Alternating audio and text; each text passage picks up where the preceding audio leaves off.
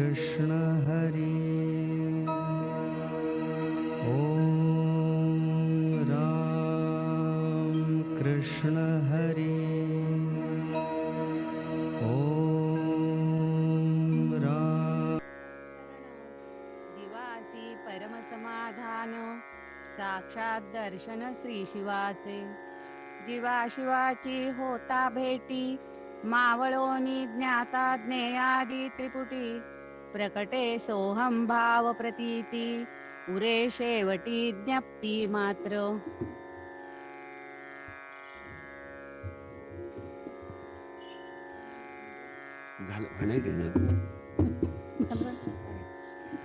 स्वामी स्वरूपानंद वंदन नमितो परब्रह्म श्री स्वामीन महान संत महात्मा आदिनाथ सिद्ध पुरुष तो स्वरूपानंद परमात्मा चित्ती स्मरता वाचे वदता स्वामी स्वरूपानंद आनंदाच्या उसळती लाटा होई परमानंद परमदयाळा परमकृपाळा परमशांत स्नेहाळा प्रियं वद कुळी अवतरे पावसी कैवल्य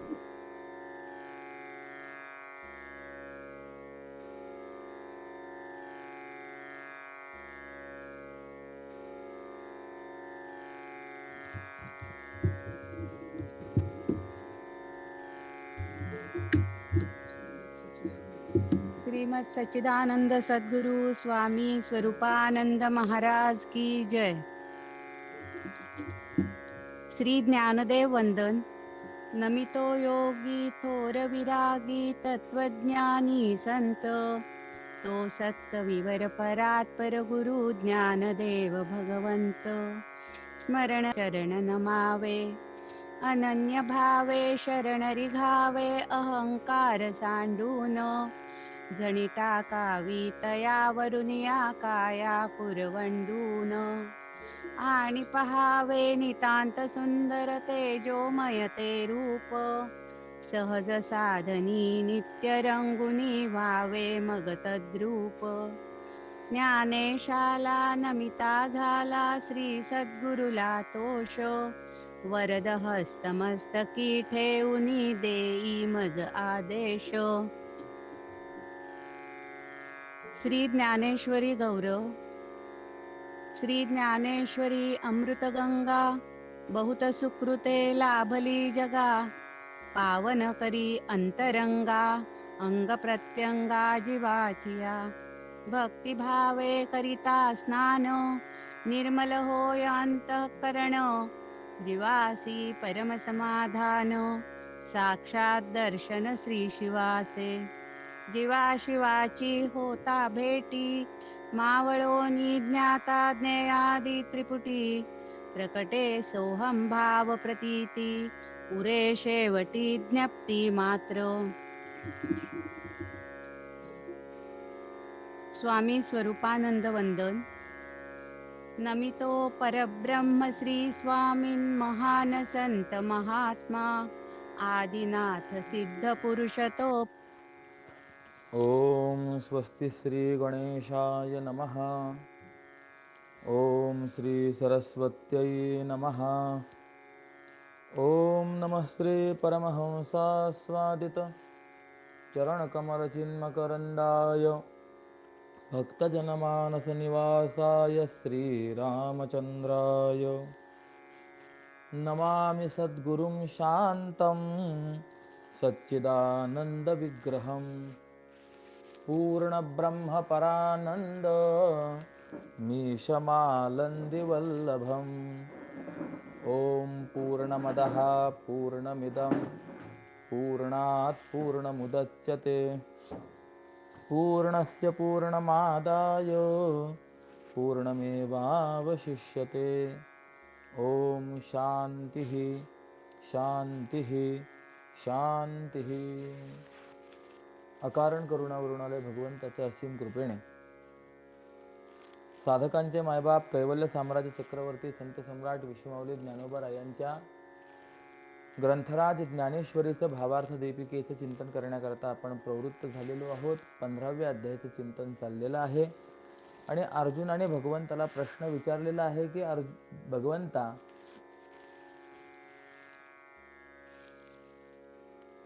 यद गतवान निवर्तन्ते तद्धाम परम मम, किंवा तुझ्या आत्मस्वरूपाला प्राप्त होणारे जे महात्मे आहेत हे तुझ्याशी भिन्न असतात की अभिन्न असतात,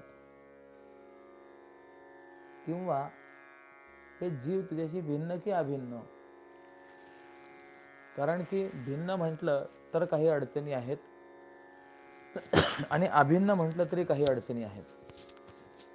याचं मला उत्तर हवं आहे. त्यावेळेला अर्जुनाची ही असलेली आध्यात्मिक प्रगती पाहून भगवंताला देखील आनंद झालेला आहे आणि भगवान जे उत्तर देत आहेत त्याचा विचार आपला चालू आहे. यातच 7व्या श्लोकापासून आज आपण पुढे आरंभ करणार आहोत.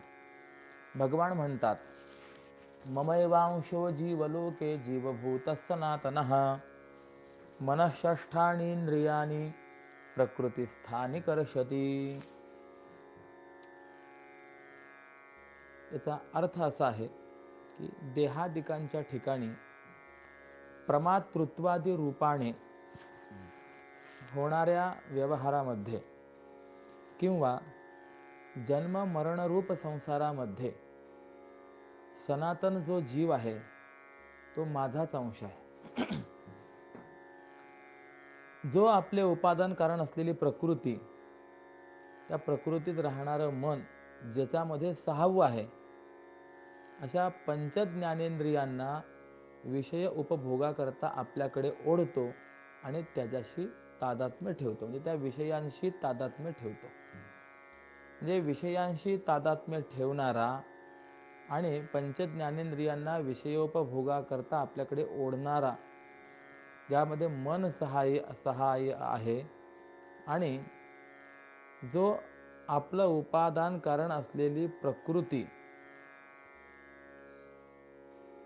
इने युक्त आहे, असा जो जन्म मरण संसारामध्ये सनातन असलेला जीव किंवा देहादिकांच्या ठिकाणी प्रमातृत्वादी रूपाने होणाऱ्या व्यवहारामध्ये असलेला जो जीव आहे तो माझाच अंश आहे असं भगवान सांगतात. यावर व्याख्यान करताना स्वामी म्हणतात, देहाची एवढे मानोनी आपणा आणि भिन्नपणा जीव जेव्हा, तेव्हा पडून या मर्यादा तयास जीव तो मदंश ऐसे वाटे. याचा अर्थ असा आहे की याप्रमाणे शरीराच्या आकारा एवढाच आत्मा आहे, असं हे मर्यादित आत्मज्ञान आत्मा ब्रह्म आहे या व्यापक ज्ञानापेक्षा वेगळं पडतं. तेव्हा त्या मर्यादित ज्ञानामुळे जीव हा माझा अंश आहे असं वाटतं. म्हणजे जीवाने देहाध्यास घेतल्यामुळे, देहाला मी म्हटल्यामुळे हा जो जीव आहे हा भगवंताचा अंश आहे असं वाटतं, तो परिच्छिन्न वाटतो. उदाहरण देतात की ज्या वेळेला समुद्र हा वाऱ्याच्या संबंधाने लाटेच्या आकाराने प्रगट होतो, त्यावेळेला तो तरंग समुद्राचा लहानसा अंश असल्यासारखा जसा दिसतो, त्याप्रमाणे अर्जुना, या जीवलोकात आपल्या स्वाभाविक धारक शक्तीने जड देहेंद्रियांना जागविणारा किंवा जगविणारा, सान्निध्य मात्राने त्यांच्यामध्ये चेतना निर्माण करणारा आणि देहाच्या ठिकाणी अहंभाव उत्पन्न करणारा जो मी, तोच जीव आहे असं वाटतं. असं आहे, जड जीवातारण हरी एक, असं माऊलींनी हरिपाठामध्ये मानलेलं आहे. तर हा जीव मुळामध्ये जड नाही, परंतु जड अशा असलेल्या देहाशी त्याने तादात्म्य केल्यामुळे तो जडवत झाला. वस्तुतः आपल्या स्वाभाविक धारक शक्तीने जड असलेल्या देहेंद्रियादिकांना जगविणारा तो आहे. सान्निध्य मात्रामध्ये, आपल्या सान्निध्य मात्राने त्या देह इंद्रियादिकांमध्ये चेतना निर्माण करणारा हा जीव आहे, आणि देहाच्या ठिकाणी अहंभाव उत्पन्न करणारा जो आहे तोच हा जीव आहे. हा परमात्माच आहे. या परमात्म्याच्या सान्निध्याने त्या देह इंद्रिय इत्यादिकांमध्ये चेतना निर्माण होते, देह इंद्रियादिकांना तो जगवतो इत्यादी.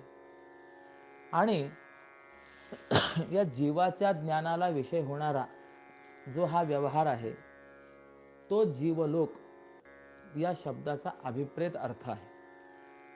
म्हणजे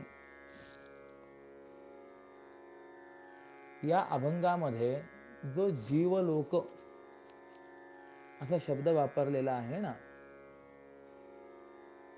तर त्याचा एक यौगिक अर्थ सांगितलाय आणि तो असा की जीवेन लोक्यते इति जीवलोकः. म्हणजे देहादिकांच्या ठिकाणी जीव हा प्रमाता होऊन प्रमेयाशी जो ज्ञानाचा व्यवहार करतो त्या व्यवहारालाच जीवलोक असं म्हणावं. असा हा जीवलोक शब्दाचा यौगिक अर्थ सांगून पुढच्या अभंगामध्ये जीवलोक या शब्दाचा एक व्यावहारिक किंवा रूढ अर्थ असा सांगतात. जन्म मृत्यू सत्य ऐसे जे मानणे तयासी मी म्हणे जीवलोक. म्हणजे देहाचं उत्पन्न होणं आणि मरणं हे दोन्ही आत्म्याचे वास्तव धर्म आहेत असं समजणं जे आहे तोच खरा संसार आहे. आणि हा संसार म्हणजे जीवलोक आहे असं मी म्हणतो. म्हणजे जीवलोक म्हणजे जन्म मरण लक्षण संसार हा जीवलोक शब्दाचा दुसरा रूढ अर्थ आहे. असो, जीवलोक म्हणजे काय? जन्म मरण या लक्षणाने युक्त असलेला संसार म्हणजे जीवलोक. बर, आणि अशा प्रकारच्या जीवलोकामध्ये तू मला असं बघ की चंद्र जसा प्रतिबिंब रूपाने पाण्यात असूनही बिंब रूपाने पाण्यापेक्षा वेगळा आहे, किंवा अर्जुना स्फटिकाचा तुकडा हा केशरावर ठेवला तर तो तांबडा आहे स्फटिक असं जसं इतरांना वाटतं, पण तो तर वस्तुस्थितीने तसा नसतो, तांबडा नसतो. त्याप्रमाणे मी जीवरूपाने ज्या वेळेला व्यवहार करत असतो किंवा जन्म मरण संसार भोगीत असलो तरी पण माझं निष्क्रियत्व हे खंडित होत नाही आणि माझा उत्पत्तीरहितपणाही मोडत नाही, परंतु मी करता भोगता आहे असं वाटतं. म्हणजे अर्थातच तो भ्रम आहे असं तू समज. किंबहुना फार काय सांगावं,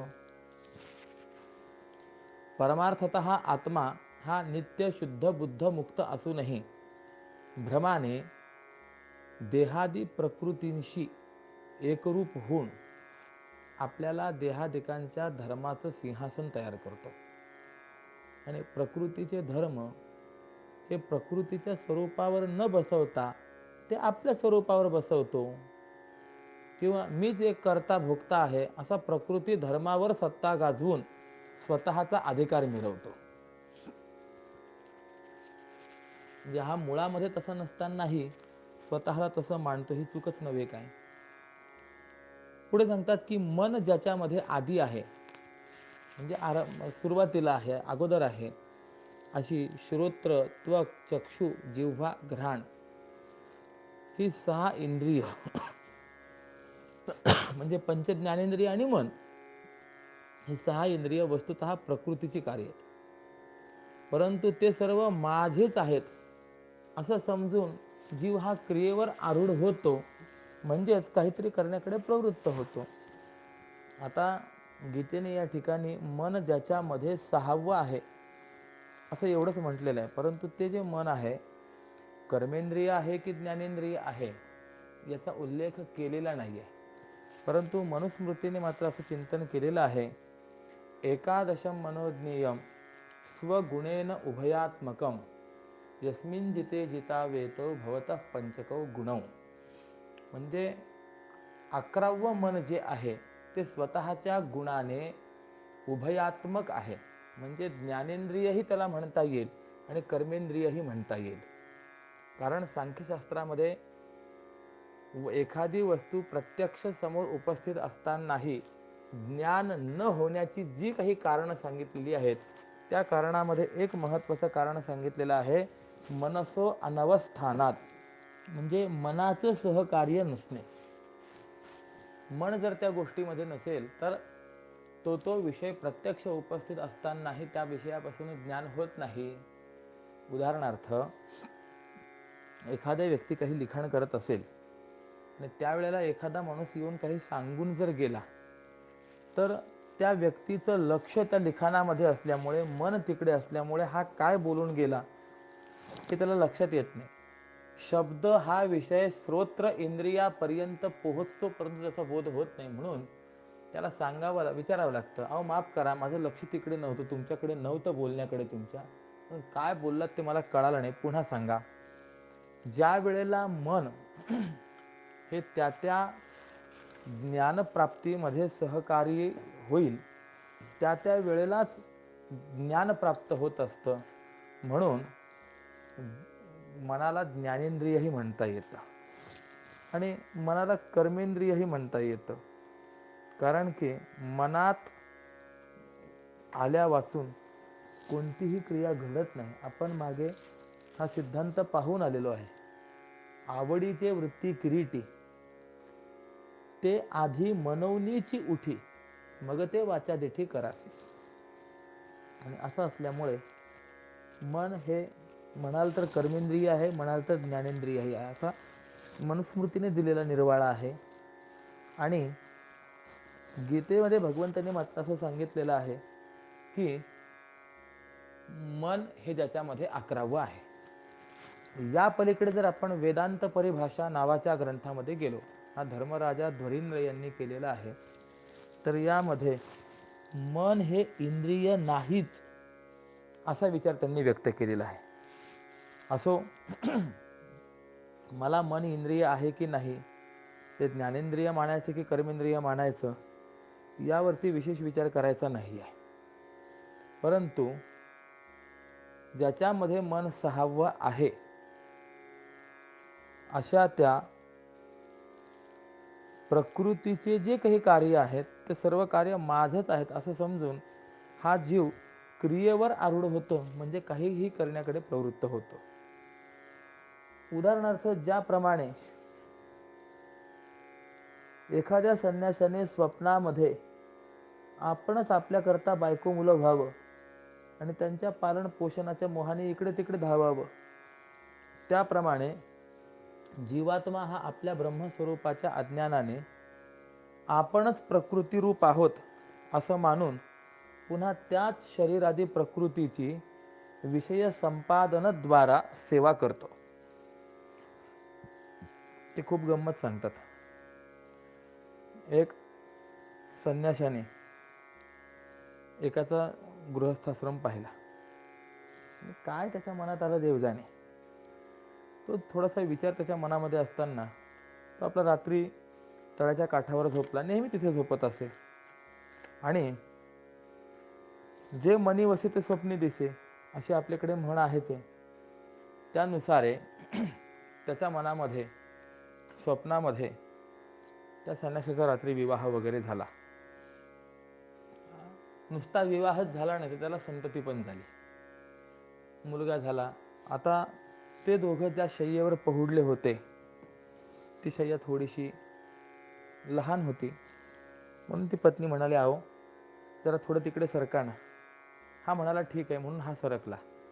बघा, स्वप्न पडलेले परंतु सरकतोय मात्र खरोखर. ती पत्नी पुन्हा म्हणाली, आहो थोडंसं अजून तिकडे सरका ना. आणि म्हणून हा जो अधिक सरकला तो तळ्यात पडला. आरडाओरडा झाला. काही जण धावून आले, बाबाजी रोज आपण इथे झोपतात, कधी पडला नाहीत, आज कसे पडलात? त्याने सांगितलं, न झालेल्या मुलाने मला तळ्यात पाडले. बघा, स्वप्नामध्ये आपणच बायको मुलं व्हावं आणि त्यांना त्यांच्या पालन पोषणाच्या मोहाने इकडे तिकडे धावावं, हे जसं आहे त्याप्रमाणे तो जीवात्मा आपल्या ब्रह्मस्वरूपाच्या अज्ञानाने आपणच प्रकृती रूप आहोत असं मानून पुन्हा त्याच शरीरादी प्रकृतीची विषय संपादनाद्वारा सेवा करतो. मग मनाच्या रथावर बसतो, कानाच्या द्वारा बाहेर जातो आणि मग शब्दांच्या राणामध्ये प्रवेश करतो. मग तोच प्रकृतीचा वागोरा म्हणजे भोग स्वभावाचा लगाम हा त्वगिंद्रियाकडे वळवतो आणि परस्त्री परधन यांच्या स्पर्शाच्या महाभयंकर वनामध्ये तो जातो. मग कोण्या एका प्रसंगी डोळ्यांच्या दारातून बाहेर निघून मग रूपाच्या डोंगरावर स्वैर भटकत राहतो. म्हणजे पंचविषयांचं सेवन कसं करतो हे भगवान अर्जुनाला सांगतायत. प्रकृतीला वश होऊन तो कशी कशी कार्य करतो ते सांगतायत. किंवा अर्जुना तो जिव्हेच्या मार्गाने जाऊन अनेक प्रकारच्या आंतररसांनी पोटाची गार भरू लागतो. किंवा याच प्रकृती कार्य असलेल्या ज्ञानेंद्रियाच्या द्वारा हा देहाचा स्वामी जेव्हा बाहेर निघणं करतो तेव्हा मग गंधाची भयंकर अरण्य एका मागून एक पाठीमागे टाकीत चालतो. आणि याप्रमाणे देहेंद्रियांचा स्वामी जीव हा मनाला जवळ करून शब्दाधिक विषयांचे समुदाय भोगतो. पुढे सांगतात, शरीरं यदवाप्नोति यच्चाप्युत्क्रामतीश्वरः गृहीत्वैतानि संयाति वायुर्गंधानि वाशयात. या श्लोकाचा अर्थ असा आहे की ज्यावेळी देहाचा आणि इंद्रियांचा स्वामी जीव हा पहिल्या शरीरातून निघून जातो तेव्हा तो आपल्याबरोबर इंद्रियांना ओढून नेतो. आणि जेव्हा तो दुसऱ्या शरीराला प्राप्त होतो तेव्हा त्या शरीरात वारा जसा गंधस्थानापासून गंधाला घेऊन जातो त्याप्रमाणे या इंद्रियांना तो घेऊन जातो. यावर व्याख्यान करताना म्हणतात, परी जेव्हा जीव प्रवेशतो देही तेव्हा चितो होई करता भोगता. म्हणजे आता मागचा थोडासा संबंध घ्यायचा आहे की तो देहेंद्रियांचा स्वामी जीव हा मनाला जवळ करून शब्दाधिक विषयांचा समुदाय भोगतो, परंतु करता भोगता असे हे जे जीवाचे स्वरूप आहेत हे त्याच वेळी दिसतं की ज्या वेळी तो एखाद्या शरीरामध्ये प्रवेश करतो. उदाहरणार्थ, हा मनुष्य श्रीमंत आहे आणि विलासी आहे हे केव्हा ओळखायला येतं? जेव्हा तो राजाला राहण्यास योग्य अशा सर्व भोग संपन्न शहरामध्ये किंवा मोठ्या वाड्यात राहायला येतो त्यावेळेलाच कळतं की अरे हा मनुष्य श्रीमंत आहे, विलासी आहे. त्याप्रमाणे मी करता आहे या अभिमानाची वाढ आणि विषयेंद्रियांचा धुमाकूळ हा विशेष त्याच वेळी जाणावा की ज्यावेळी जीवात्मा एखाद्या स्थूल देहाला प्राप्त होतो. किंवा जीवात्मा वर्तमान शरीराचा त्याग करतो तेव्हा आपल्याबरोबरच इंद्रिय समुदायाला किंवा लिंग शरीराला त्या स्थूल शरीरातून बाहेर काढतो आणि मग पूर्वकर्मानुसार मिळालेल्या दुसऱ्या शरीरामध्ये घेऊन जातो.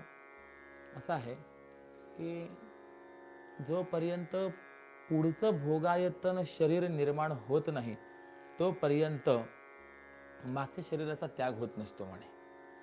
म्हणून याला तृणजलुका न्याय असं शास्त्रामध्ये वेदांतामध्ये म्हटलं गेलेलं आहे. हे तृणजलुका म्हणजे काय आहे तर एक प्रकारचा किडा आहे जो गवतांवरती राहतो.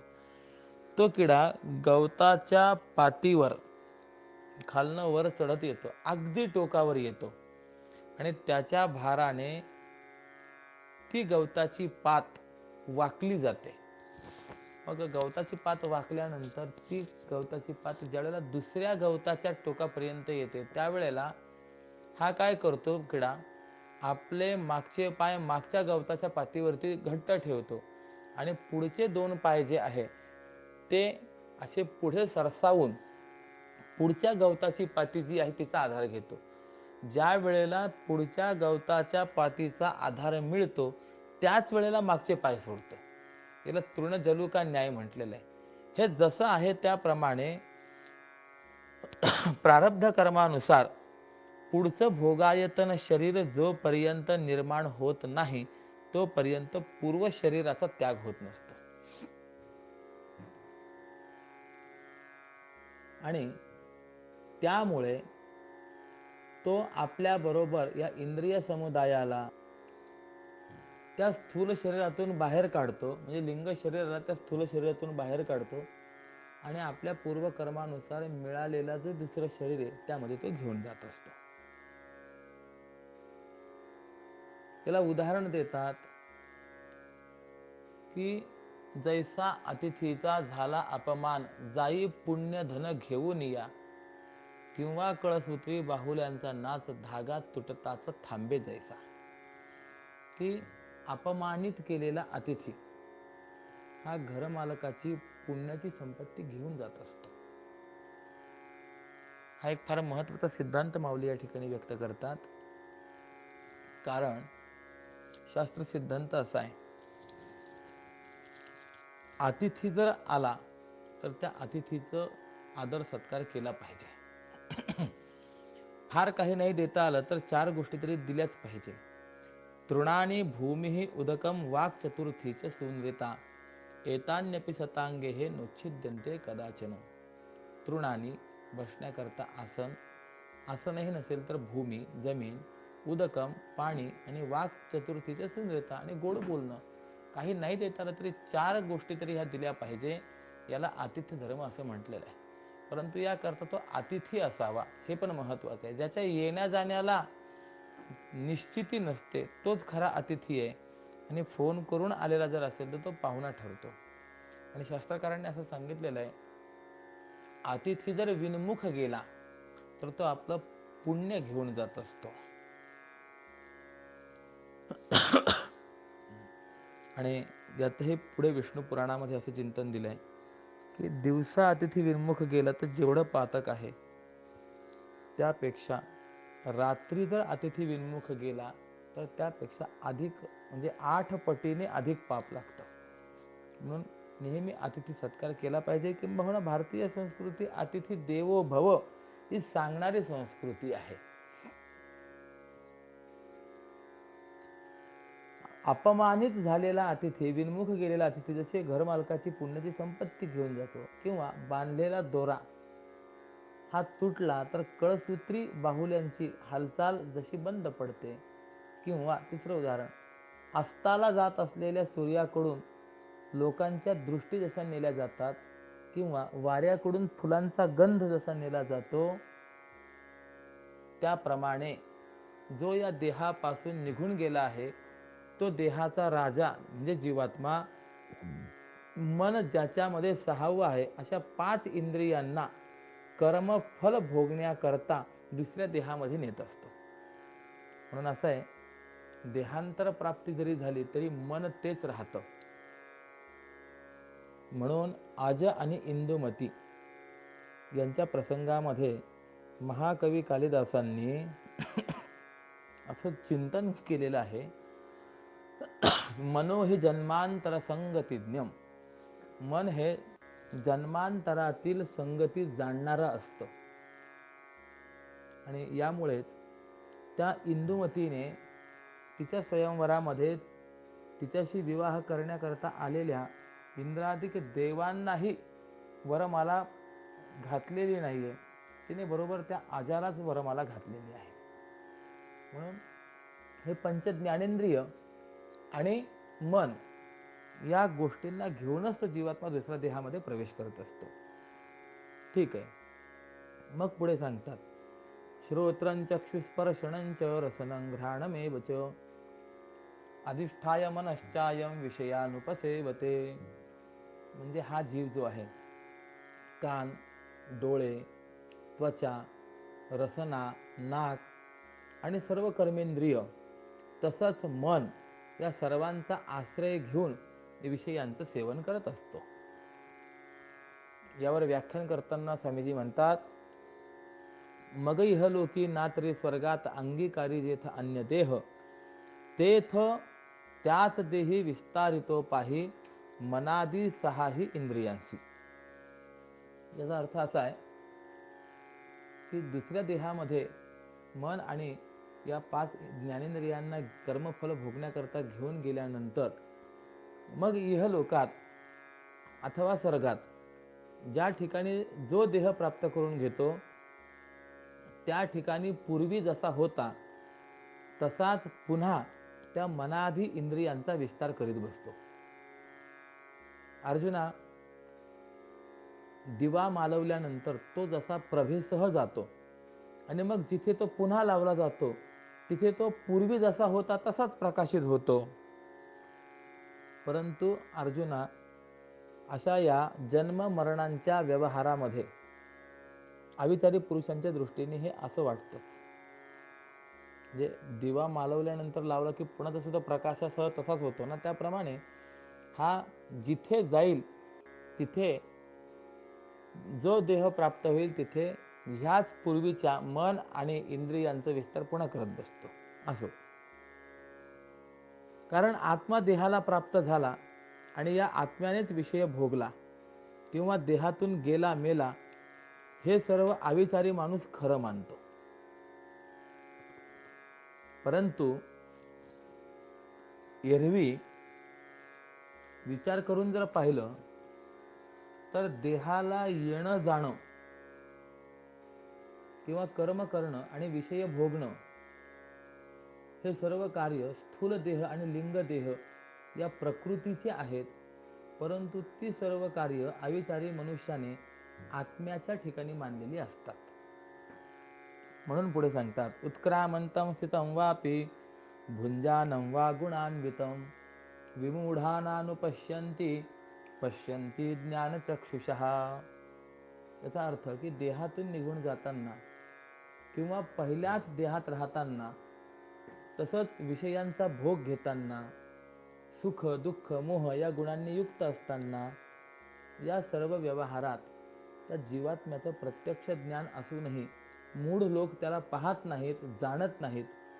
पण ज्ञानदृष्टीचे लोक मात्र त्याला पाहतात, अर्थात जाणतात. यावर व्याख्यान करत असताना म्हणतात, एवढीशी अल्प शरीराची मोठ चेतना प्रकट होता त्यात आत्मा आला ऐसे बोलती अज्ञान चलन वलन देखून येते.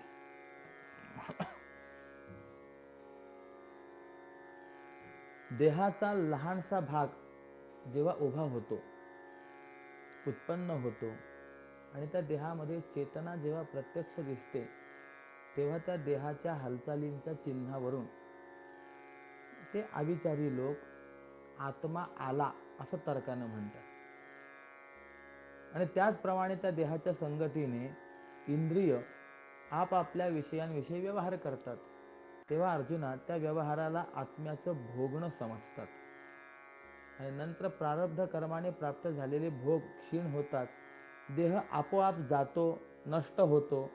तेव्हा स्वभावतःच चेतना त्यात दिसत नाही. मग ओरडतात की आत्मा गेला गेला. परंतु अर्जुना, वृक्ष हालत असलेला दिसावा तरच वारा वाहत आहे आणि ज्या प्रदेशात वृक्षच नाही तिथे तो नाहीच, वारा नाहीच असं मानावं काय? असं मानता येत नाही.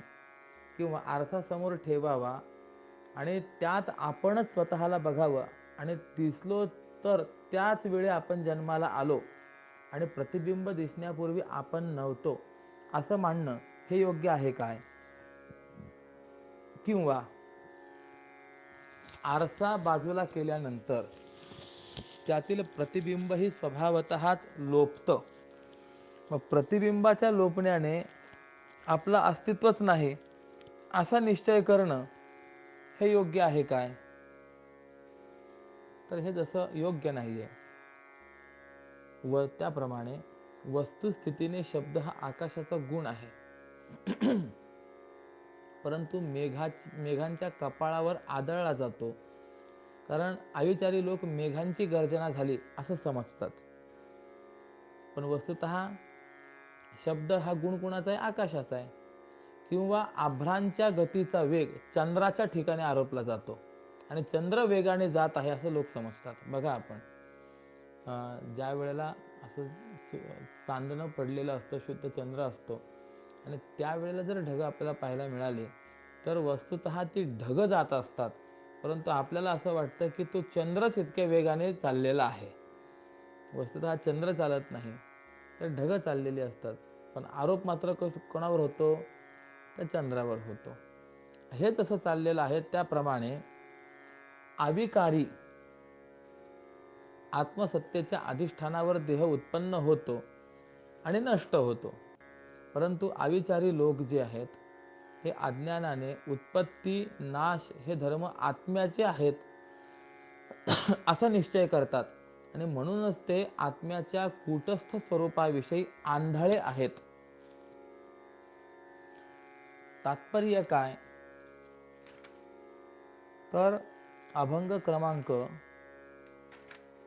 665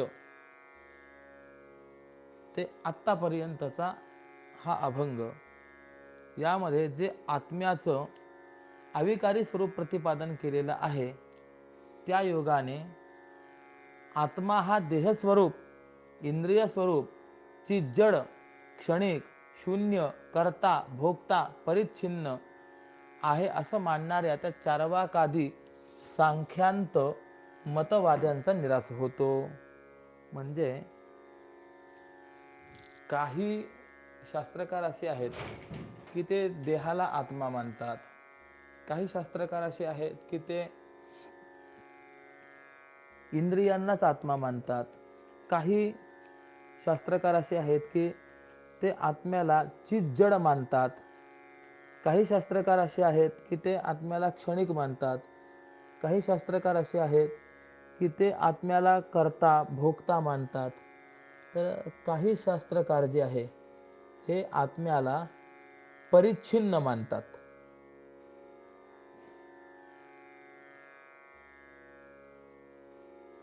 अन्नमय, प्राणमय, मनोमय, विज्ञानमय आणि आनंदमय या कोशांना आत्मा मानणारे अनेक जण आहेत.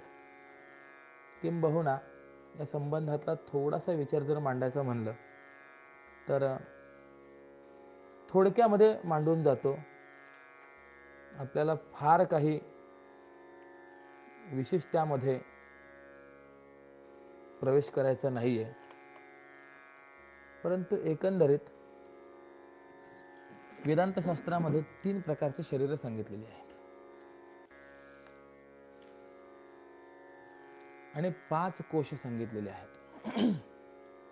शुद्ध सत्व गुणासहित माया, ईश्वराचं कारण शरीर आणि मलिन सत्व गुणासहित असलेली अविद्येचा अंश म्हणजे हे जीवाचं कारण शरीर असतं. मग स्थूल शरीराचे आरंभक असे पंचसूक्ष्म भूत मन, बुद्धी, चित्त, अहंकार, पंचप्राण, पंचकर्मेंद्रिय आणि पंचज्ञानेंद्रिय एवढे सगळं मिळून त्याला सूक्ष्म शरीर असं म्हणतात. आणि सर्व जीवांचे सूक्ष्म शरीर म्हणजेच ईश्वराचं सूक्ष्म शरीर आहे. आणि जीवाचं स्थूल शरीर तर सर्वांना माहिती आहेच आहे. म्हणून सर्व स्थूल ब्रह्मांड हे ईश्वराचं स्थूल शरीर आहे. मग आता या जीव आणि ईश्वरांच्या 3 शरीरामध्ये 5 कोश आहेत. कोश म्हणजे काय? तर आच्छादन करणाऱ्या पदार्थाला कोश असं म्हटलं गेलेलं आहे. मग आता बघा, पहिला आहे आनंदमय कोश. तर जे कारण शरीर आहे त्या कारण शरीरालाच आनंदमय कोश असं म्हणतात. दुसरा आहे विज्ञानमय कोश. पंचज्ञानेंद्रिय आणि निश्चयरूप अंतःकरणाची वृत्ती, त्याला म्हणजे बुद्धी, याला विज्ञानमय कोश असं म्हणतात. तर पुढे सांगतात पंचज्ञानेंद्रिय आणि संकल्प विकल्पात्मक अंतःकरण वृत्ती म्हणजे मन, याला मनोमय कोश असं म्हणतात. पुढे सांगतात पंचप्राण आणि पंचकर्मेंद्रिय यांना प्राणमय कोश म्हणतात.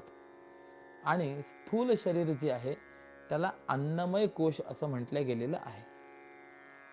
आणि असे जीवेश्वरांच्या 3 शरीरामध्ये 5 कोश आहेत आणि हे ब्रह्मरूप आत्मस्वरूपाला आच्छादन करणारे आहेत. म्हणूनच यांना कोश असं म्हणतात. आणि अनेक मंदबुद्धी पुरुष या 5 कोशांपैकी जे अनात्म पदार्थ आहेत, जे मुळात जे आत्मा नाहीत, त्यापैकी कोणत्या तरी एका अनात्म पदार्थालाच आत्मा असं समजून मुख्य साक्षीरूप असलेल्या जे आत्मस्वरूप आहे त्याहून विनमुख राहतात. मग आता यापैकी कोणकोणत्या अनात्म पदार्थाला आत्मा समजतो ते आपण क्रमाने बघा. अन्नमय, प्राणमय, मनोमय विज्ञानमय आणि आनंदमय असे 5 कोश आहेत ना. तर यापैकी विरोचन मतानुयायी जे आहेत, हा विरोचन म्हणजे प्रल्हादांचा मुलगा आणि बलिराजाचा बाप. तर विरोचन मतानुयायीचे कित्येक पामर हे स्थूल शरीराला म्हणजे अन्नमय कोशालाच आत्मा म्हणून त्याला युक्ती सांगतात की ज्याच्या ठिकाणी मी मी अशी बुद्धी होत असते, म्हणजे अहम प्रत्यय ज्या ज्या ठिकाणी येत असतो तोच आत्मा असतो. कारण मी मनुष्य आहे, मी ब्राह्मण आहे अशी स्थूल शरीराच्या ठिकाणी अहम बुद्धी होते. म्हणून मनुष्यत्व, ब्राह्मणत्व हे स्थूल शरीराचे धर्म आहेत. त्याच्याच ठिकाणी सर्वांना अहम बुद्धी होते. म्हणून ते अन्नमय स्थूल शरीरच आत्मा आहे, किंवा असं म्हणतात, किंवा ज्याच्या ठिकाणी मुख्य प्रीती असते तो आत्मा असतो. मग आता आपण जर पाहिलं तर स्त्री धन पुत्राधिक हे स्थूल शरीराला जोपर्यंत अनुकूल असतात तोपर्यंत त्यांच्यावर प्रीती असते, आणि स्त्री धन पुत्राधिक जर अनुकूल नसतील तर त्यांच्याविषयी प्रीती राहत नाही. म्हणून ज्याच्या करता अन्य पदार्थाच्या ठिकाणी प्रीती होते ती मुख्य प्रीती या स्थूल शरीराच्या ठिकाणी आहे की नाही, असं असल्यामुळे स्थूल शरीरच आत्मा आहे. आणि एकदा का स्थूल शरीर हाच आत्मा ठरला की मग त्याला वस्त्रालंकारांनी सुशोभित करावं, नाना प्रकारच्या भोजनांनी त्याचं पोषण करावं, हाच परमपुरुषार्थ ठरतो. म्हणजे आता स्थूल शरीराला आत्मा म्हणणारे जे आहे ते त्या देहाला आत्मा का म्हणतात त्याचं चिंतन आपल्याला मिळालं. मग यापुढे इंद्रियात्मवादी आलेले आहेत, म्हणजे इंद्रियांना आत्मा म्हणणारे आहेत. ते इंद्रियात्मवादी असं म्हणतात की स्थूल शरीर हा आत्मा नाही, परंतु स्थूल शरीरामध्ये इंद्रिय असले तर जीवन व्यवहार होतो, आणि इंद्रिय नसली तर मरण व्यवहार होतो. म्हणून इंद्रियच आत्मा आहेत. कारण की जीवन व्यवहार किंवा मरण व्यवहार हा इंद्रियांच्या अधीन असतो. जोपर्यंत शरीरात इंद्रिय असतात तोपर्यंत जीवन व्यवहार आहे, आणि इंद्रिय नसतील तर मरण व्यवहार होतो. मी पाहतो, मी ऐकतो, मी बोलतो, अशा रीतीने या इंद्रियांच्या ठिकाणीच अहम बुद्धी होते. म्हणून इंद्रिय हेच आत्मा आहेत. मग आता इंद्रियांना आत्मा म्हणणाऱ्यांचं मत कळाल्यानंतर पुढे आले प्राणमय कोशाला आत्मा म्हणणाऱ्यांचं मत.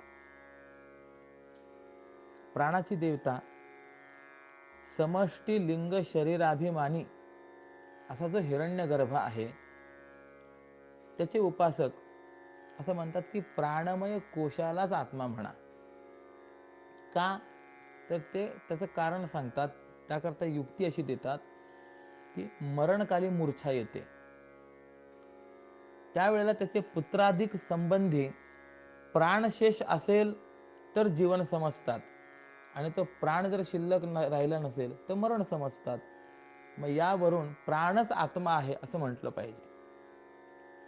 कारण स्थूल शरीरात नेत्रा वाचून अंधत्व, काना वाचून बधिरत्व, वाणी वाचून मुकुत्व, या रीतीने जे इंद्रिय नसेल त्या इंद्रियाच्या व्यापारा वाचूनही शरीर राहतं. म्हणजे एक एक समजा ते इंद्रिय नसेल, त्याचा व्यापार चालू नसेल, तरी देखील शरीर राहतं की नाही, तर शरीर राहतं. परंतु त्या शरीरातनं प्राण जर निघून गेला तर ते शरीर तत्क्षण प्रेतरूप होऊन पडतं. आणि शिवाय मी पाहतो, मी ऐकतो या प्रतीतीवरूनही आत्मा हा इंद्रियाहून भिन्न असल्याचं सिद्ध होतं. जर नेत्र स्वरूप मी पाहतो, श्रवण स्वरूप मी ऐकतो अशी प्रतीती आली असती तर इंद्रिय आत्मा आहेत असं म्हणता आलं असतं. म्हणजे मी कसा आहे तर मी कानाच्या स्वरूपाचा आहे, आणि असा कान स्वरूप असलेला मी ऐकतो अशी जर प्रतीती आली असती तर इंद्रिय आत्मा आहेत असं म्हणता आलं असतं. परंतु नेत्रांनी युक्त असलेला जो मी, म्हणजे नेत्रवान जो मी आहे तो पाहतो, कर्णवान असा जो मी तो ऐकतो, अशी प्रतीती येते. आणि यावरून आत्मा हा इंद्रियाहून भिन्न आहे हे सिद्ध होतं. आणि दुसरं असं की सुषुप्तीमध्ये, गाढ झोपेमध्ये कार्य करणाऱ्या सर्व इंद्रियांचा अभाव असतो, पण तिथे प्राण असतात. आणि इंद्रियांच्या अभावातही प्राणामुळेच त्याचा जीवन व्यवहार होतो. म्हणून जीवन आणि मरण हे इंद्रियाधीन नाहीत. स्थूल शरीराचा आणि प्राणाचा जो वियोग तेच मरण आहे. आणि याकरता जीवन आणि मरण हे प्राणाच्या अधीन आहेत, म्हणून प्राणच आत्मा आहे असं माना. ठीक आहे, इथपर्यंत विषयाला. याच्या पुढे मनोमय कोशवादी आले. ते म्हणाले, अरे घटाप्रमाणे ज्ञानशून्य प्राणाला आत्मा म्हणता येणार नाही. ज्ञानवान मन हाच आत्मा आहे. कारण बंध आणि मोक्ष हे कुणाच्या अधीन आहेत? तर मनाच्या अधीन आहेत. मन एव मनुष्यानाम कारणम बंध मोक्षयोः बंधाय विषयासक्तम मुक्ते निर्विषयम मनः. असं आपण ऐकतोच. विषयामध्ये आसक्त मन हे बंधनाला हेतू आहे, आणि विषय वासनारहित असलेलं मन हे मोक्षाला कारणीभूत आहे. आणि मनसंबंधानेच इंद्रिय हे ज्ञानाला हेतू आहेत. मनसंबंधा वाचून इंद्रियांना ज्ञान होत नाही. म्हणून सर्व व्यवहाराला हेतू मुख्य मन आहे, आणि ते मनच आत्मा आहे असं माना. आणि मग याच्यानंतर आलं विज्ञानमय कोशाला जे आत्मा म्हणतात त्यांचं मत. क्षणिक विज्ञानवादी जे बौद्ध आहेत त्यांचं असं मत आहे की मनाचा व्यापार हा बुद्धीच्या अधीन आहे. बुद्धीच मनाचा आकार धारण करते. म्हणून क्षणिक विज्ञान रूप असलेली बुद्धी ही बुद्धीच आत्मा आहे, मन आत्मा नाही. मग याचं तात्पर्य काय? की सर्व पदार्थ विज्ञानाचेच आकार असून ते विज्ञान प्रकाश रूप आहे. क्षणामध्ये विज्ञानाची उत्पत्ती आणि नाश होतो. पहिल्या विज्ञानाप्रमाणे दुसऱ्या विज्ञानाची उत्पत्ती झाली असता पूर्व विज्ञानाचा नाश होतो. तशीच तृतीय विज्ञानाची उत्पत्ती झाली की द्वितीय विज्ञानाचा नाश होतो. आणि चतुर्थ विज्ञानाची उत्पत्ती झाली की तृतीय विज्ञानाचा नाश होतो. अशी नदीप्रमाणे विज्ञानाची धारा आहे, आणि ती विज्ञानधारा एक आलय आणि दुसरी प्रवृत्ती अशा दोन प्रकारची आहे. मग ज्याच्यामध्ये अहम अहम म्हणजे मी मी अशी विज्ञानधारा असते तिला आलय विज्ञानधारा म्हणतात किंवा बुद्धी म्हणतात. आणि हा घट आहे, हे शरीर आहे म्हणजे इदम इदम अशी जी विज्ञानधारा आहे तिला प्रवृत्ती विज्ञानधारा म्हणतात. पण आलय विज्ञानधारेपासून प्रवृत्ती विज्ञानधारेची उत्पत्ती होते. मनाचं स्वरूप हे प्रवृत्ती विज्ञानधारेमध्ये आहे, आणि ते आलय विज्ञान रूप बुद्धीचं कार्य आहे. म्हणून बुद्धीच आत्मा आहे असं माना. आलय विज्ञानधारेत प्रवृत्ती विज्ञानधारेच्या बाधचिंतनाने निर्विशेष क्षणिक विज्ञानधारेच्या स्थितीलाच त्यांच्या मतामध्ये मोक्ष मानतात. आणि या पद्धतीने क्षणिक विज्ञानवादी हे बुद्धीलाच क्षणिक रूप आणि स्वयंप्रकाश रूप कल्पना करून ती बुद्धीच आत्मा आहे असं मानतात. आता किती कोश झाले हो? पहिला झाला अन्नमय, दुसरा इंद्रियात्मवाद, तिसरा प्राणमय, चौथा मनोमय, पाचवा विज्ञानमय. आता आनंदमय कोशाला आत्मा जे मानतात त्यांचं मत थोडंसं जाणून घ्यायचं आहे. चिज्जडवादी जे पूर्वमीमांसा वार्तिककार आहेत त्या कुमारिल भट्टांचं मत सांगतात की चिज्जडवादी असं म्हणतात, विद्युल्लतेप्रमाणे म्हणजे विजेप्रमाणे क्षणिक विज्ञान रूप असलेली जी बुद्धी आहे ती आत्मा होऊ शकत नाही. आत्मा हा स्थिर स्वरूप असून जड आणि चेतन स्वरूप आहे. कारण सुषुप्तीहून जागृत झालेला पुरुष असं म्हणतो की मी जड होऊन निजलो होतो, म्हणून आत्मा जडरूप आहे ही जी जागृतीत स्मृती होते ती अज्ञात विषयाची होत नाही. तर सुषुप्तीमध्ये तर आत्मस्वरूपान भिन्न दुसरं ज्ञानाचं साधन नाही. म्हणून मी जड होऊन निजलो होतो या स्मृतीचं कारण सुषुप्तीमध्ये जे ज्ञान आहे ते आत्म्याचं स्वरूपच आहे. म्हणून आत्मा हा जडरूप आणि प्रकाशरूप दोन्ही प्रकारचा आहे. आणि तो प्रकाशरूप आणि अप्रकाशरूप आनंदमय कोश आहे. कारण सुषुप्तीमध्ये चैतन्याभास सहित जे अज्ञान आहे त्यालाच आनंदमय कोश असं म्हणतात. आणि तिथे आभास जो आहे हा प्रकाशरूप आणि अज्ञान अप्रकाशरूप आहे. म्हणून भाट्ट मतांमध्ये आनंदमय कोशालाच आत्मा म्हटलेला आहे. यानंतर काही शून्यालाच आत्मा म्हणतात. तर ते शून्यवादी माध्यमिक बौद्ध जे आहे त्यांचं असं मत आहे की आत्मा हा निरवयव असल्यामुळे प्रकाशरूप आणि अप्रकाशरूप म्हणणं बरोबर नाही. काजवा सावयव आहे म्हणून त्याचे काही अवयव हे प्रकाशरूप आणि काही अवयव अप्रकाशरूप आहेत.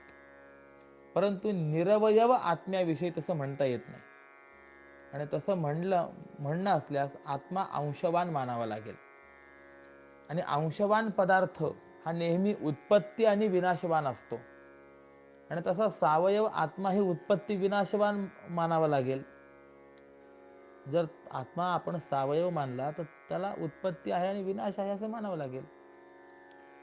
जे उत्पत्ती विनाशवान असतात ते उत्पत्तीच्या पूर्वी आणि नाशानंतर असत असतात.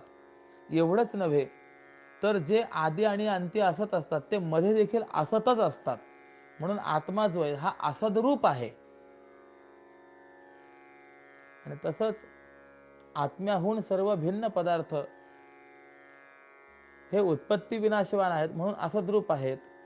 मग या रीतीने आत्मा आणि अनात्मा या सर्व वस्तू असद्वस्तू आहेत म्हणून शून्यच परमतत्व आहे असं बौद्धांमधील जे काही शून्यवादी माध्यमिक आहेत त्यांचं मत आहे. आणि ते अज्ञानरूप म्हणजे शून्यरूप आनंदमय कोशाचं प्रतिपादन करतात. परंतु त्यांचं हे मत बरोबर येत नाही. कारण सर्व लोकांना अज्ञानाची प्रतीती जी आहे ही 3 प्रकारांनी येते. एक, ज्यांना अद्वैत शास्त्राचा संस्कार नाही त्यांना जगद्रूप परिणाम पावलेलं अज्ञान हे सत्य आहे असं वाटतं. 2, अद्वैत शास्त्र आणि युक्ती निपुण पंडित यांना अनिर्वचनीय अज्ञान आणि तत्कार्य जगत हे मिथ्या रूपाने प्रतीत होतं. आणि 3, जीवनमुक्त विद्वानांना कार्यासहित अज्ञान हे अलिक म्हणजे तुच्छ रूपाने प्रतीत होतं. तुच्छ, असत आणि शून्य हे तिन्ही शब्द एकाच अर्थाचे वाचक सांगितलेले आहेत. आणि अशा रीतीने जीवनमुक्त पुरुष जो आहे ज्याला तुच्छ असं समजतो त्या अज्ञानालाच आनंदमय कोश असं म्हणतात. आणि त्यालाच हे मोहित झालेले शून्यवादी आत्मा समजतात. परंतु जीवनमुक्त ज्या बोधाने कार्यासहित अज्ञानाला तुच्छ समजतो तो बोध प्राप्त करून घेण्यामध्ये शून्यवादी हा परमपुरुषार्थ समजत नाही. आणि यानंतर प्रभाकर आणि न्यायशास्त्रकार जे आहे यांचंही काही मत आहे. माध्यमिकांच्या मताप्रमाणे आत्मा शून्यरूप नाही. आणि शून्यरूप आत्मा मानणाऱ्याला असं विचारावं की शून्यरूप आत्म्याचा तुला अनुभव आहे का नाही. अनुभव नाही असं म्हणेल तर ज्याचा अनुभवच नाही ते शून्य नाहीच असं सिद्ध होईल. आणि अनुभव आहे म्हणाल तर ज्याला अनुभव आहे तोच अनुभव घेणारा आत्मा शून्याहून निराळा आहे हे आपोआप सिद्ध होतं. म्हणून या पद्धतीने शून्याहून विलक्षण आत्मा आहे म्हणजे शून्य आत्मा नाही हे आपल्याला लक्षात घेता येतं. आणि मनाच्या संयोगाने त्या आत्म्याच्या ठिकाणी ज्ञान असा एक गुण उत्पन्न होतो. आणि त्या ज्ञान गुणामुळेच आत्म्याला चैतन्य असं म्हणतात असं हे नैयायिकांचं मत आहे. वास्तविक स्वरूपाने आत्मा हा जड असून सुख दुःख इच्छा द्वेष प्रयत्न धर्म अधर्म आदी ज्ञानाप्रमाणेच गुण आहेत. आणि जड आहे म्हणून तो आनंदमय कोशच आत्मा आहे. विज्ञानमय कोशात जी बुद्धी आहे तो आत्म्याचा गुण आहे असं जे त्यांचं म्हणणं तेही बरोबर नाही. कारण आनंदमय कोशामध्ये चैतन्य हे गूढ आहे, म्हणजे अज्ञानाने आवृत्त आहे, अस्पष्ट आहे आणि ते विवेकहीनाला प्रतीत होत नाही. म्हणून प्रभाकर आणि नैयायिक हे सुषुप्तीमध्ये आत्म्याला ज्ञानशून्य जड मानतात. म्हणून त्याला गूढ चैतन्यवाद, आनंदमय कोशाच्या ठिकाणी त्यांनाही आत्मभ्रांती आहे. म्हणून आत्मस्वरूप ज्ञानाला ते अनित्य मानतात. आणि ते अनित्य ज्ञान जे आहे ते वेदांत मतामध्ये अंतःकरणाची वृत्ती आहे. ज्ञानाहून भिन्न घटादी जड वस्तू अनित्य आहेत आणि तसा ज्ञानशून्य आत्मा देखील जर जड मानला तर तो अनित्य होईल. आणि जर आत्मा अनित्य मानला तर मोक्ष साधन निष्फळ होतील की नाही. म्हणून असे कुणाला नेमकं आत्मा मानावं या संबंधामध्ये अनेक विचार आहेत. परंतु माऊलींनी हे जे काही आतापर्यंत वर्णन आपण पाहिलं, मी बोलून आलो 664 अभंग क्रमांकापासून तर आत्तापर्यंत जे वर्णन आपण पाहून आलो त्या वर्णनानुसारे आत्म्याचं जे अविकारी वर्णन आपण पाहून आलो ना, प्रतिपादन पाहिलं, त्या योगाने आत्मा हा देह स्वरूप आहे किंवा इंद्रिय स्वरूप आहे किंवा चिज्जड स्वरूप आहे किंवा क्षणिक स्वरूप आहे किंवा शून्य रूप आहे किंवा कर्ता आहे, भोक्ता आहे किंवा फक्त परिच्छिन्न आहे, असे जे मानणारे आत्ता आपण पाहिलेली जी मतं आहेत ना, ही सगळी मतं बाजूला होतात. म्हणजे ह्या विवरणामध्ये ही सगळी शास्त्रकार बाजूला होऊन जातात असं चिंतन आलेलं आहे. आत्मा आत्म्या ठाई देह धर्म देही.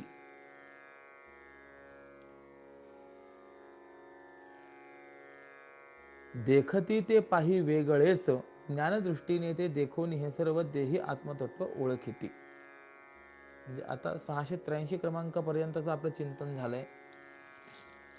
मूळ ज्ञानेश्वरीमध्ये इथे आता श्लोक आलेला आहे. यतंतो योगिनश्चैनं पश्यन्त्यात्मन्यवस्थितं यतंतोप्यकृतात्मानो नैनं पश्यन्त्य चेतसः. याचा अर्थ की प्रयत्नशील असलेले साधक हृदयामध्ये असलेल्या किंवा आत्मस्वरूपातच असलेल्या आत्म्याला जाणतात. आणि ज्यांनी आपलं अंतःकरण शुद्ध केलं नाही असे अज्ञानी लोक प्रयत्न करूनही या आत्म्याला जाणत नाहीत. यावर व्याख्यान करताना म्हणतात 684 आत्मा आत्म्या ठाई देह धर्म देही. की वस्तुस्थितीने या ज्ञान प्रकरणामध्ये आत्मा आत्मस्वरूपाच्या ठिकाणी आपल्या महिमेत आहे असं पाहावं आणि देहाचे जन्म मरणादी धर्म हे देहाच्या ठिकाणी आहेत असं पाहावं. आणि अशा दोन वस्तू वेगळेपणाने पाहणारे जे ज्ञानी आहेत ते सामान्य अविचारी माणसांपेक्षा वेगळेच असतात असं जाण. किंबहुना ज्याचे डोळे देहाला पाहूनही आत्मा आणि अनात्मा यांच्या वेगळेपणाच्या ज्ञानाने आत्म्यावर असलेल्या या देहाच्या खोळीवर थांबत नाहीत. डोळ्याने देहाला पाहूनही ज्ञानाने देहरूपी खोळीपेक्षा आत्मा वेगळा आहे असं पाहतात. उदाहरण देतात की ग्रीष्म ऋतूतील सूर्याची किरण अत्यंत अणकुचीदार असल्यामुळे आड आलेल्या मेघपटलांचा भेद करून पृथ्वीपर्यंत येतात. हे जसे त्याप्रमाणे आत्मानात्म विचाराच्या प्रौढ विस्ताराने ज्याचं ज्ञान आत्मस्वरूपाच्या ठिकाणी स्थिर झालं आहे ते ज्ञानी आत्मस्वरूपाला असं पाहतात. कसं पाहतात की ज्याप्रमाणे तारांगणांनी भरलेलं आकाश समुद्रात प्रतिबिंबित झालं तरी पण ते वरून तुटून पडलं असं नाही, असंच ते विचाराने निर्णित होतं. कारण आकाश आकाशाच्या ठिकाणीच आहे. समुद्रात जे भासतं तो व्यर्थ भ्रम असतो. त्याप्रमाणे देहाने आत्म्याला गवसणी घातली तरी सुद्धा परमार्थतः हा आत्मा हा व्यापक आणि असंग आहे असं ज्ञानी पुरुष पाहतात. आणखी उदाहरण देतात की खळखळ वाहणाऱ्या पाण्याची चंचलता ही खळखळ वाहणाऱ्या पाण्याच्या वाट्यालाच आहे असं विचाराने निर्णित करून त्यात प्रतिबिंबित झालेलं चांदणं हे चंचल दिसत असलं तरी पण ते चंद्राच्या ठिकाणी स्थिर आहे हे ज्याप्रमाणे पाहावं, किंवा डबकं पावसाळ्यामध्ये भरतं आणि उन्हाळ्यात वाळतं, पण त्यात प्रतिबिंबित झालेला जो आकाशस्थ सूर्य आहे तो जसा जशाचा तसाच असतो. त्याप्रमाणे ज्ञानी पुरुष जो आहे तो हा देह उत्पन्न झाला किंवा नष्ट होत असताना देहात आत्मरूपाने असलेल्या त्या ब्रह्माला अविकारी रूपाने पाहतो.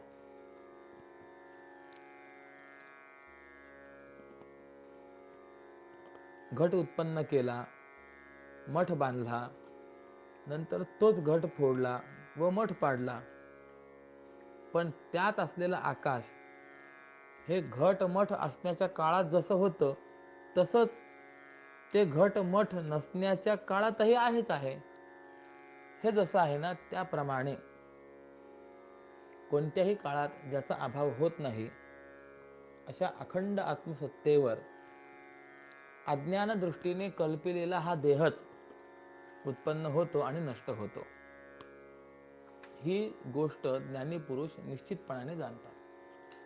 म्हणजे आत्मा उत्पन्न होत नाही आणि नष्ट होत नाही, तर देह उत्पन्न होतो आणि देहच नष्ट होतो हे ज्ञानी स्पष्ट रीतीने जाणतात. कल्पिले तया असं उत्पत्ती विनाश कळे ज्ञानी असं ऐसे स्पष्ट.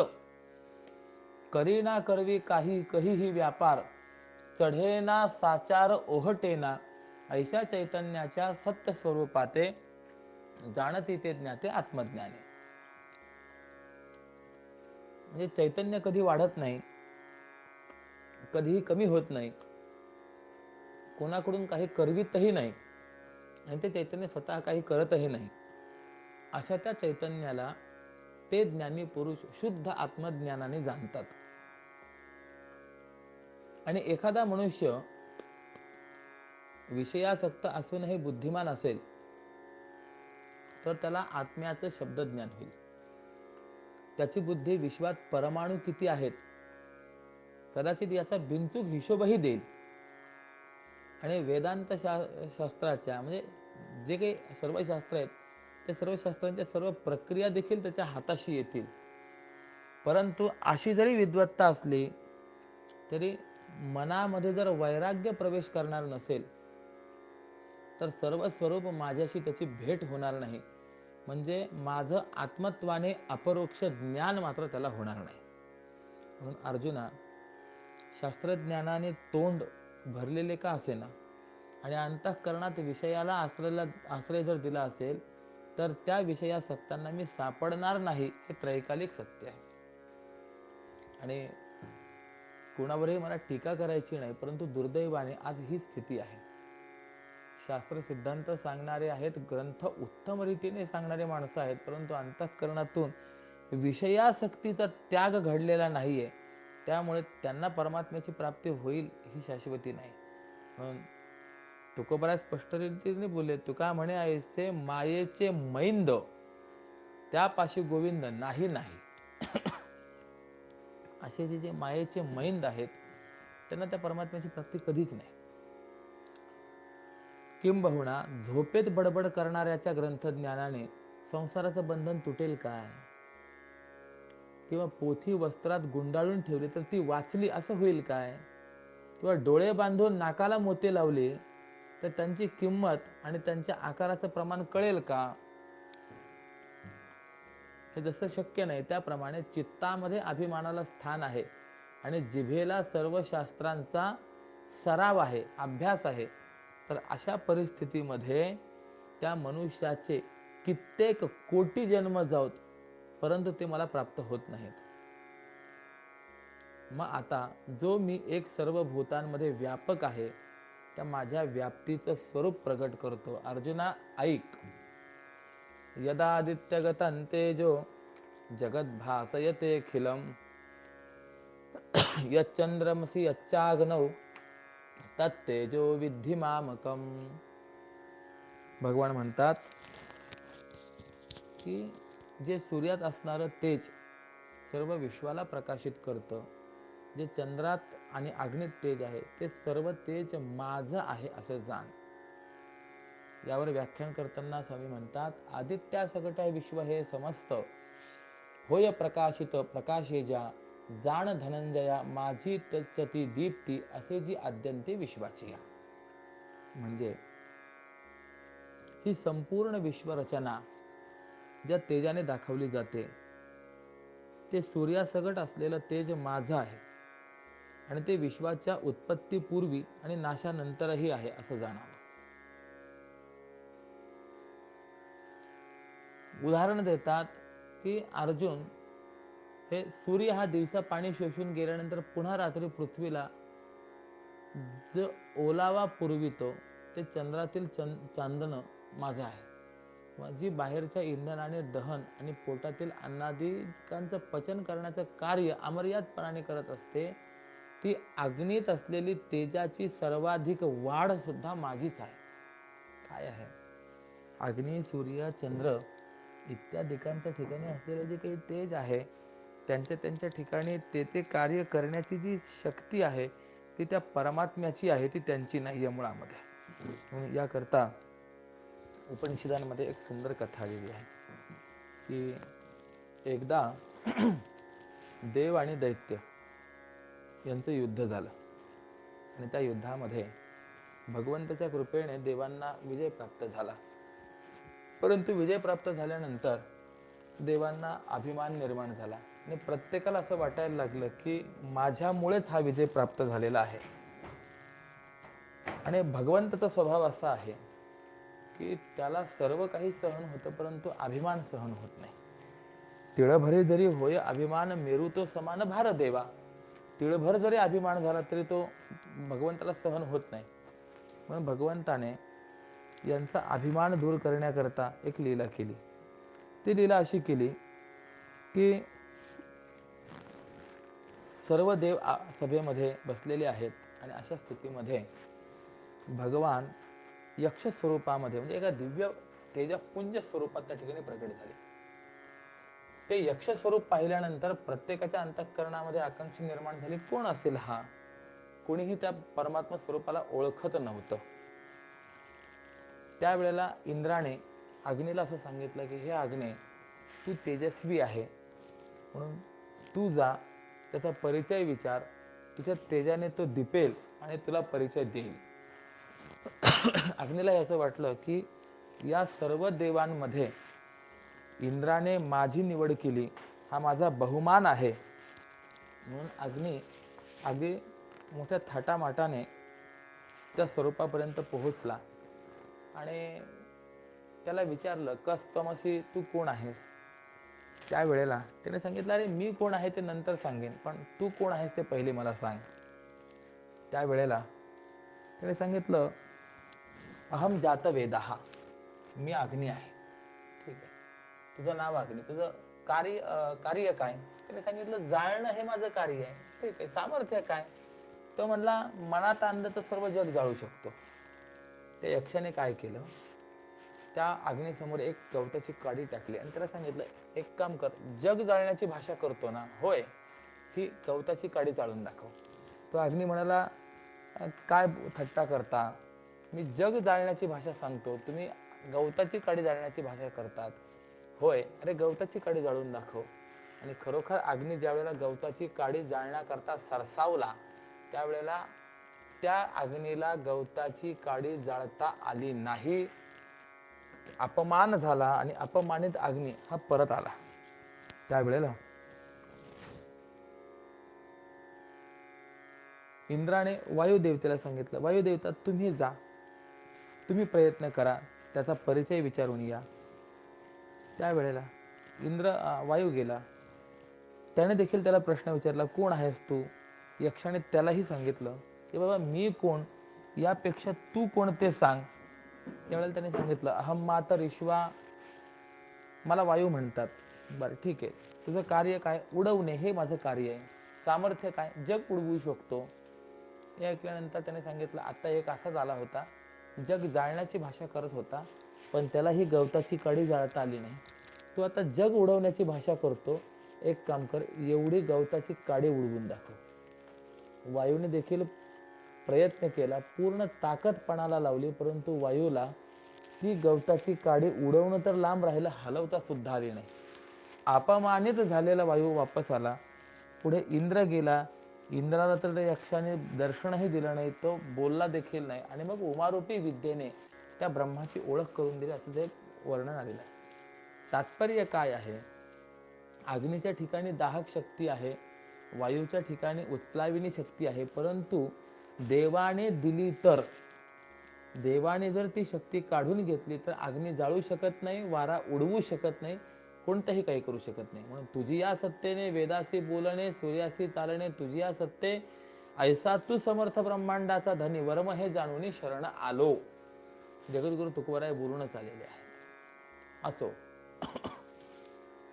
म्हणून भगवान सांगतात, सूर्यामध्ये, चंद्रामध्ये आणि अग्नीमध्ये असलेले जे तेज आहे, ते तेज माझच आहे असा जाण. या पुढे सांगतात, गामाविश्यच भूतानि धारयाम्यहं ओजसा, पुष्णामि चौषधी सर्वा सोमो भूत्वा रसात्मकः. या श्लोकाचा अर्थ असा की मी पृथ्वीमध्ये प्रवेश करून आपल्या धारक शक्तीने पृथ्वीवरील सर्व वस्तूंचं धारण करतो. तसंच रसमय चंद्र होऊन सर्व औषधींचं पोषणही करतो. यावर व्याख्यान करताना स्वामीजी म्हणतात, रिघोनी भूतळी भूमीसी आधार, झालो मी साचार म्हणून या, विरविना तिज सागरी जे जळ, मातीचे ढेकुळ असो नीती. म्हणजे मी पृथ्वीमध्ये प्रवेश केला आणि म्हणून माझ्या धारक शक्तीमुळे मातीच्या कणांपासून बनलेली आणि लहानशा ढेकळासारखी असलेली ही पृथ्वी पण समुद्राच्या पाण्याने विरघळून जात नाही. आणि ज्या असंख्य स्थावर जंगम भूतांना पृथ्वी धारण करते असं वाटतं, पण वस्तुस्थितीने त्या सर्वांना मीच पृथ्वीमध्ये प्रवेश करून धारण करतो. पृथ्वी धारण करत नाही, त्या पृथ्वीच्या मध्ये प्रवेश करून मीच ते सर्वांना धारण करतो. अर्जुना, आकाशामध्ये मीच चंद्राच्या रूपाने अमृताने भरलेलं सरोवर झालो आहे. या चंद्ररूपी अमृत सरोवरापासून असंख्य किरण समुदाय सर्वत्र पसरतो आणि तो सर्वत्र पसरलेला किरणांचा समुदाय हा पाटाच्या पद्धतीने वळवून मीच सर्व औषधी आणि वनस्पतींचे आळे हे भरत असतो. आणि याप्रमाणे मीच साळी, जव इत्यादी सर्व जातींच्या धान्याची समृद्धी करतो. आणि मीच त्या धान्याच्या जगण्याला योग्य अशा अन्न रूपाने परिणाम घडवून तद्वारा क्षुधेने शुष्क झालेल्या प्राणी मात्राला जीवनाचा ओलावा देतो.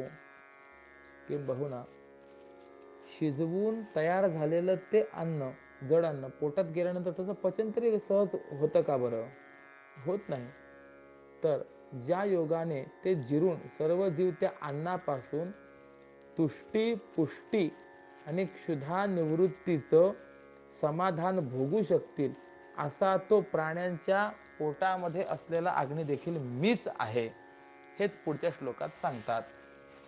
अहम वैश्वानरो भूत्वा प्राणिनां देहमाश्रितः, प्राणापान समायुक्तः पचाम्यन्नं चतुर्विधम्.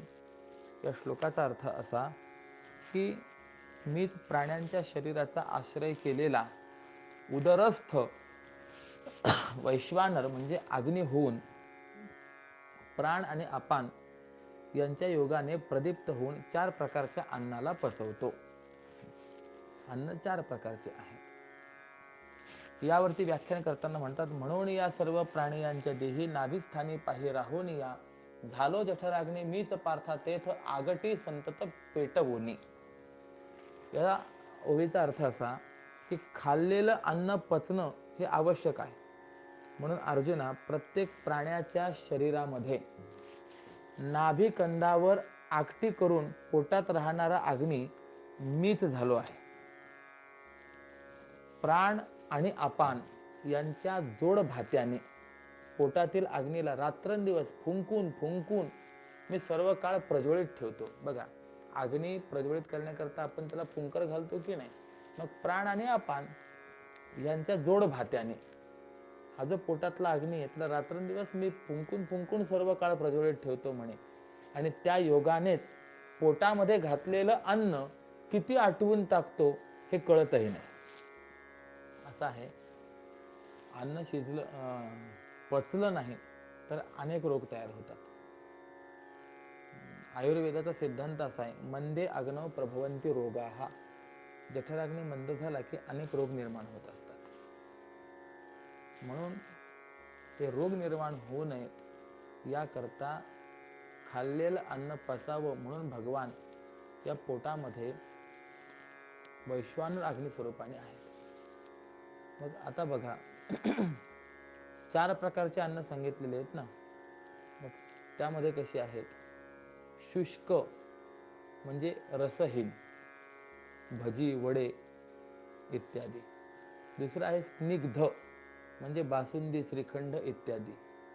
तिसरं आहे सुपक्व म्हणजे उकडलेले किंवा भाजलेले मोदक, पुरणपोळी इत्यादी. आणि 4 आहे विदग्ध म्हणजे भाजलेले फुटाणे इत्यादी. असे 4 प्रकारचे अन्न आहे. शुष्क, स्निग्ध, सुपक्व आणि विदग्ध असे जे काही 4 प्रकारचे अन्न आहेत, परंतु मीच त्या सर्वांचं पचन करतो म्हणे.